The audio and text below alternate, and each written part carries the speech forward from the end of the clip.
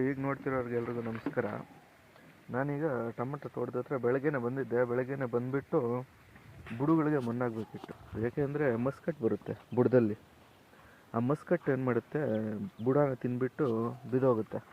ಅದು ಮೇಲೆಗೆ ಸಪ್ಲೈ ಬರೋದಿಲ್ಲ, ಮೇಲೆ ಎಲ್ಲ ಒಣಗಿಬಿಡುತ್ತೆ.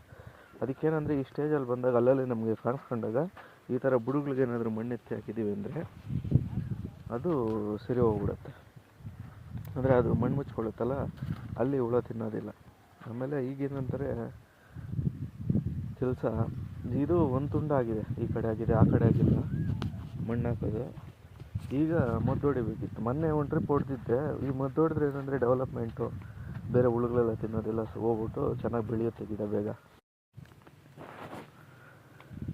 ಇದು ಹೊಸ ಹುಲ್ಲು. ಇದ್ರೊಳಗಡೆ ಏನು ಮಾಡಿದ್ವಿ ಅಂದರೆ ಗಾತುಗಳು ಹಾಕ್ಕೊಂಡು ಒಂದು 3/4 ಅಡಿವರೆಗೂ ಅದರಲ್ಲಿ ಇದು ತಿಪ್ಪೆ ಗೊಬ್ಬರ ಮತ್ತು ಹೊಂಗೆ ಹಿಂಡಿ ಮತ್ತು DAP 3 ಮಿಕ್ಸ್ ಮಾಡಿ ಒಳಗಡೆ ಹಾಕ್ಬಿಟ್ಟು ಮಣ್ಣು ಮುಚ್ಚಿ ಆಮೇಲೆ ಇದು ಮಾಡಿದ್ದು, ನಾರು ಉಣಿದ್ದು. ಆ ಕ್ಲಿಪ್ಸ್ ಎಲ್ಲ ನಾನು ಇಡ್ತಾಯಿದ್ದೀನಿ ಈಗ.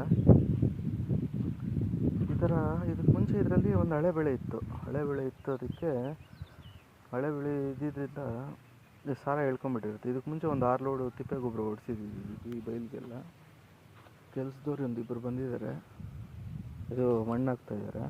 ಅದು ಹಾಕಿದ್ದಾದ್ಮೇಲೆ ಕೋಸಲ್ಲಿ ನಾರ್ಕಲ್ಲೇ ಹಾಕ್ಕೋಬೇಕು, ಮತ್ತು ಇದರಲ್ಲೂ ಸ್ವಲ್ಪ ನಾರ್ಕಲ್ಲೇ ಹಾಕ್ಕೋಬೇಕು. ಈ ಕಡೆ ಚೆನ್ನಾಗಿದೆ ಬೆಳೆ, ಆ ಕಡೆ ಸ್ವಲ್ಪ ಪಲ್ಸ್ನ ಆಗ್ಬಿಟ್ಟೈತೆ. ಲಾಸ್ಟ್ ಟೈಮು ಆ ಕಡೆ ಚೆನ್ನಾಗಿ ಬಂದಿತ್ತು, ಈ ಕಡೆ ಕಮ್ಮಿ ಆಗಿತ್ತು. ಈ ಸಲ ಈ ಕಡೆ ಜಾಸ್ತಿ ಆಗುತ್ತೆ, ಆ ಕಡೆ ಕಮ್ಮಿ ಆಗುತ್ತೆ. ಚೆನ್ನಾಗಿ ಕಾಯಿ ಬಿಟ್ಕೊಂಡ್ರೆ ಇರೋ ಗಿಡ ಪರವಾಗಿಲ್ಲ, ಬಂಡವಾಳಕ್ಕೆ ಏನು ದಿಗ್ಲಿರಲ್ಲ.